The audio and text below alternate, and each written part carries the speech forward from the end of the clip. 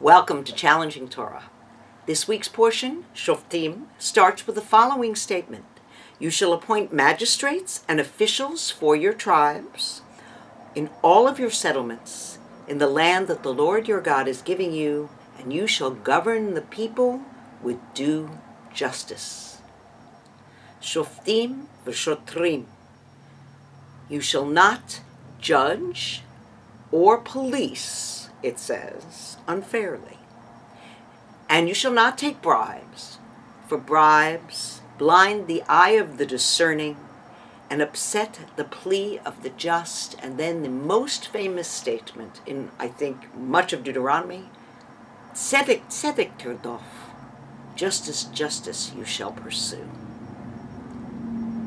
Justice, justice you shall pursue. You have to pursue it. You can't just have it open a book and fall out.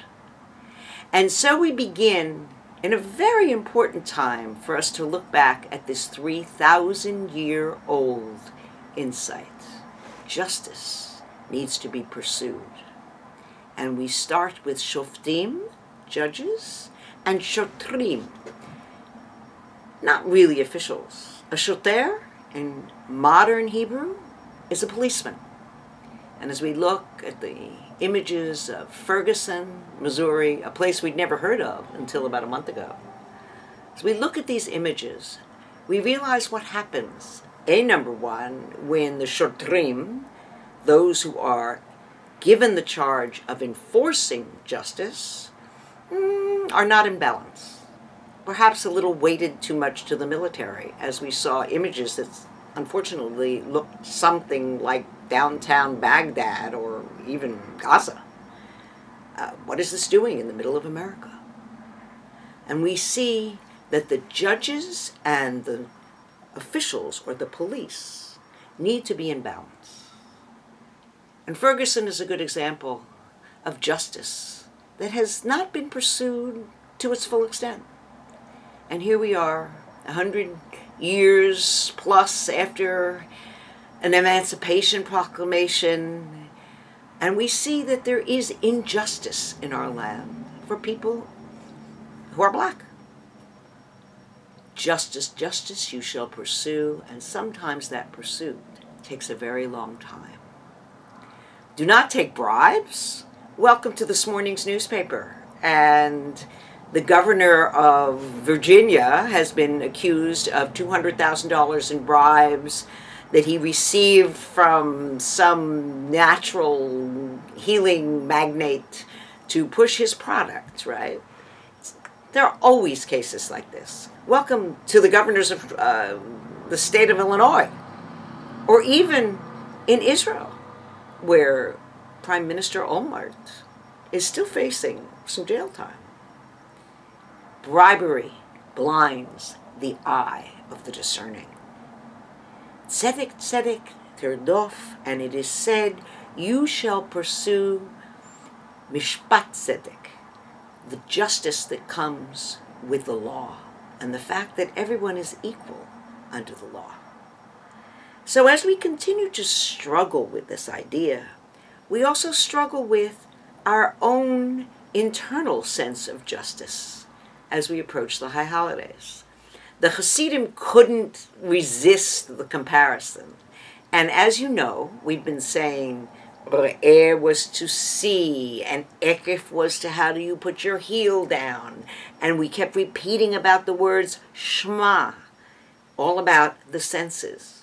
And so there's a wonderful commentary out of Iturei Torah that says, policemen, you need to place policemen at all of your gates, right?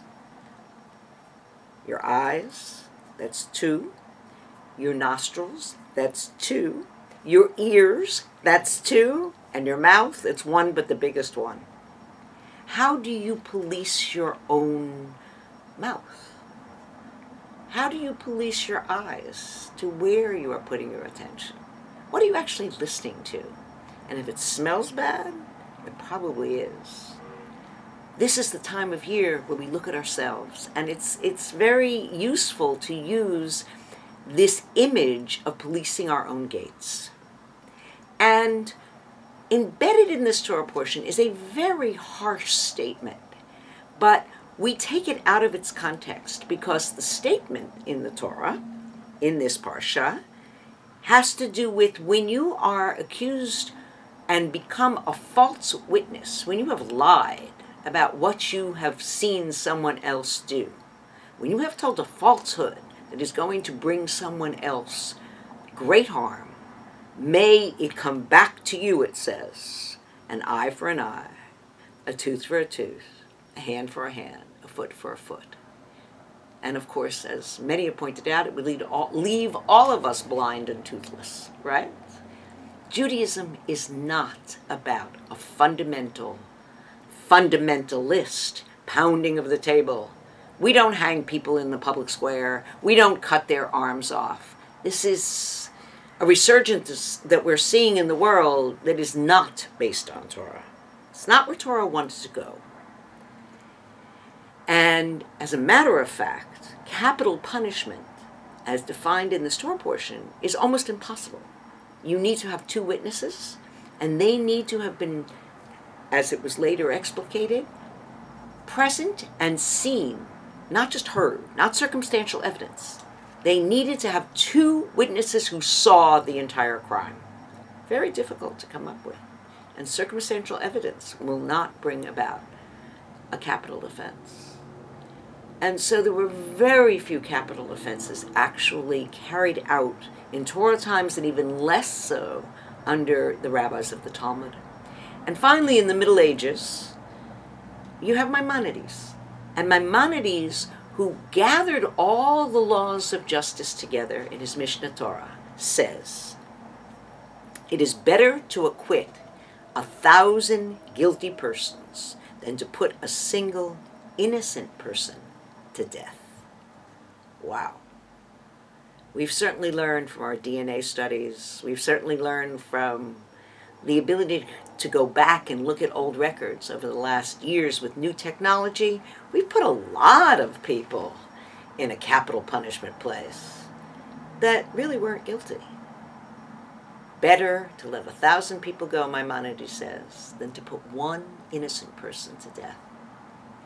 And so we ask that we pursue not just mishpat tzedek, do justice, but the difference between tzedek and tzedakah.